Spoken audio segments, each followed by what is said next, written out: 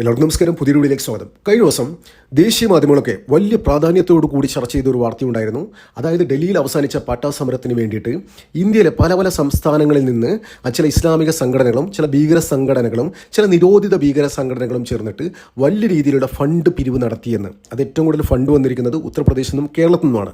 അത് കേരളത്തിൽ നിന്നടക്കം ഏകദേശം 200 കോടി രൂപ ഡയറക്റ്റായിട്ടും ഇൻഡയറക്റ്റ് ആയിട്ടും ഈ പാട്ടാ സമരത്തിലേക്ക് ഒഴുക്കി എന്നാണ് പുറത്തുവരുന്ന റിപ്പോർട്ട്. അതായത് ബംഗ്ലാദേശിൽ എന്താണ് സംഭവിച്ചത്? ബംഗ്ലാദേശിൽ നമുക്ക് ജമാഅത്തെ ഇസ്ലാമി നടത്തിയ സമരം നമുക്കറിയാം. ആ സമാനമായ രീതിയിൽ തന്നെയാണ് ഇവിടെയും വിദേശത്ത് നിന്ന് ഫണ്ട് ഒഴുക്കിയത്. ഒരു ചെറിയ ഉദാഹരണം ഞാൻ പറഞ്ഞു തരാം. ഈ ബംഗ്ലാദേശി സമരത്തിന്, ബംഗ്ലാദേശി ജമാഅത്തെ ഇസ്ലാമി നടത്തിയ സമരത്തിനെ പിസ്സ പ്രൊട്ടസ്റ്റ് എന്നാണ് ചില മാധ്യമങ്ങളൊക്കെ ആദ്യം പറഞ്ഞത്. അതെന്താണെന്ന് വെച്ച് കഴിഞ്ഞാൽ ഈ സമരത്തിനെത്തിയ ആൾക്കാർക്കൊക്കെ ഫുഡ് ഓർഡർ ചെയ്യുന്നത് അവിടുത്തെ വിദേശത്ത് നിന്ന് ആൾക്കാരാണ്. വിദേശത്ത് അവരുടെ ഓൺലൈൻ ആപ്പുകൾ ഉപയോഗിച്ചിട്ട് അവിടുത്തെ ലൊക്കേഷനിലേക്ക് പിസയും ബർഗറും ഇത്തരം കാര്യങ്ങളൊക്കെ ഓർഡർ ചെയ്യുകയായിരുന്നു. അപ്പോൾ സമാനമായ സാഹചര്യം ഡൽഹിയിലും നമ്മൾ കണ്ടു. ഈ പാറ്റ എന്ന് പറയുന്ന വിദ്യാർത്ഥി CJP എന്ന് പറയുന്ന വിദ്യാർത്ഥികളുടെ കൂട്ടം അവിടെ സമരം ചെയ്യുമ്പോൾ അതിലേക്ക് ഒരുപാട് ജിഹാദികൾ നുഴഞ്ഞു കയറുകയും വലിയ രീതിയിൽ പ്രശ്നങ്ങളും ഉണ്ടാക്കുകയും ചെയ്തിട്ടുണ്ടായിരുന്നു. അത് പോലീസിനെ ആക്രമിക്കുക, CRPF ആക്രമിക്കുക, അവിടുത്തെ CCTV ഒക്കെ തല്ലി തകർക്കുക. അപ്പോൾ വലിയ രീതിയിലുള്ള ആൻറ്റി നാഷണൽ എലമെൻറ്റ്സ് ഇതിനകത്ത് വർക്ക് ചെയ്തിട്ടുണ്ട്. അതായത് ഒരു കൂട്ടം ജെനുവിനായ സ്റ്റുഡൻസ് ഓഫ് കോഴ്സ് അവിടെ സമരം ചെയ്യുന്നുണ്ട്.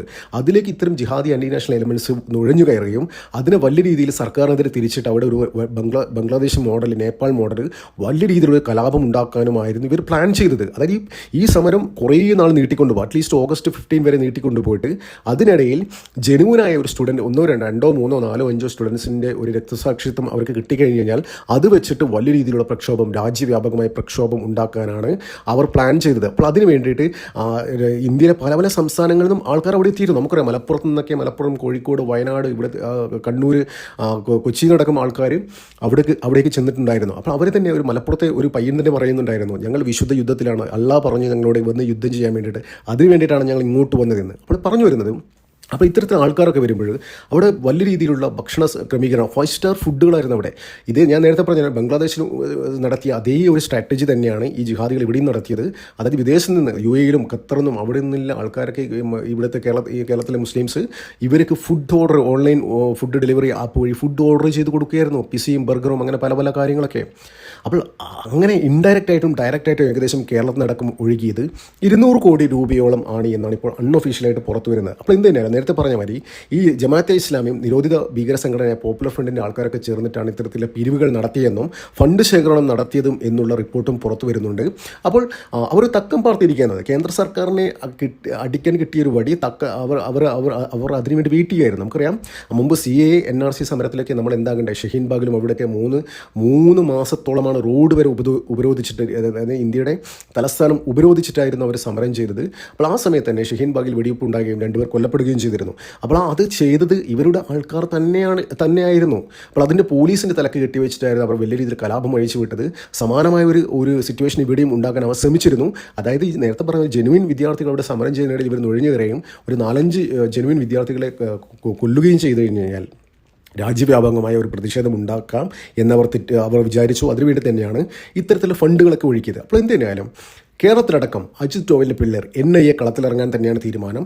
എങ്ങനെ ഇത്തരം ഫണ്ടുകൾ വന്നു, ആരൊക്കെയാണ് ഇതിന് പിന്നിൽ പ്രവർത്തിച്ചത് എന്നുള്ള കാര്യത്തിൽ വ്യക്തമായ ധാരണ അന്വേഷണ ഏജൻസികളുടെ കയ്യിലുണ്ട്. ആ ഡീറ്റെയിൽസ് വെച്ചിട്ട് തന്നെയാണ് ഇന്ത്യയിലെ എല്ലാ സംസ്ഥാനങ്ങളും വലിയ റെയ്ഡ് അടുത്ത് തന്നെ ഉണ്ടാകാനുള്ള സാധ്യതയുണ്ട്.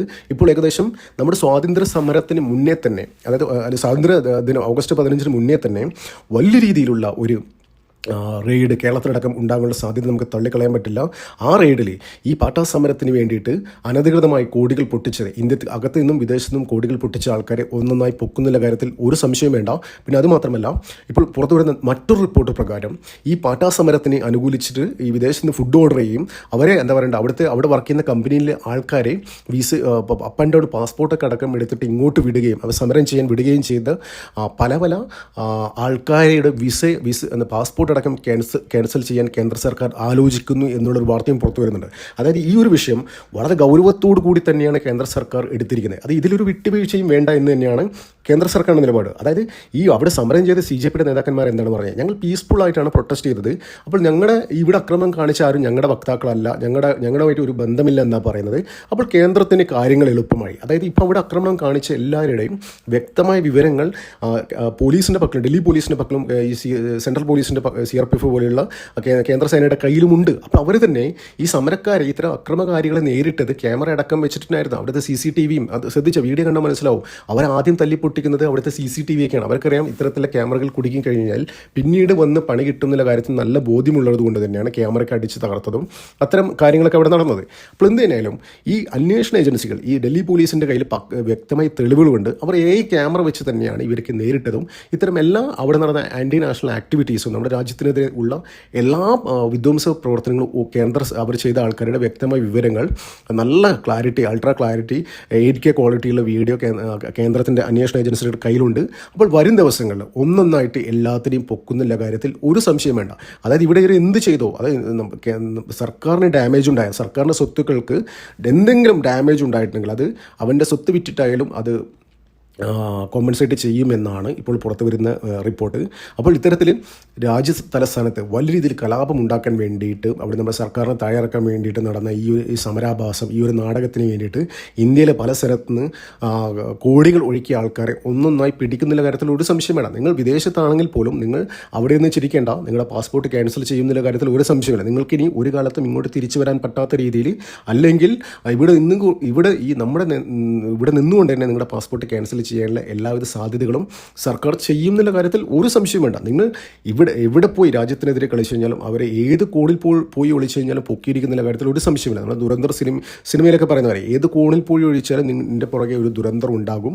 അപ്പോൾ എന്ത് തന്നെയായാലും നിങ്ങൾ ഇപ്പോൾ വലിയ രീതിയിൽ ആഹ്ലാദിക്കുന്നുണ്ട്. അതായത് വിദ്യാഭ്യാസ മന്ത്രി ധർമ്മേന്ദ്ര പ്രധാൻ രാജിവെച്ചത് ഞങ്ങളുടെ കൂടി ഒരു മിടുക്കാണ് എന്ന് നിങ്ങൾ അത്തരത്തിലുള്ള അത്തരത്തിലൊരു ബോധം, ഒരു വലിയ രീതിയിലുള്ള ഒരു അഹങ്കാരം നിങ്ങൾക്കുണ്ട്.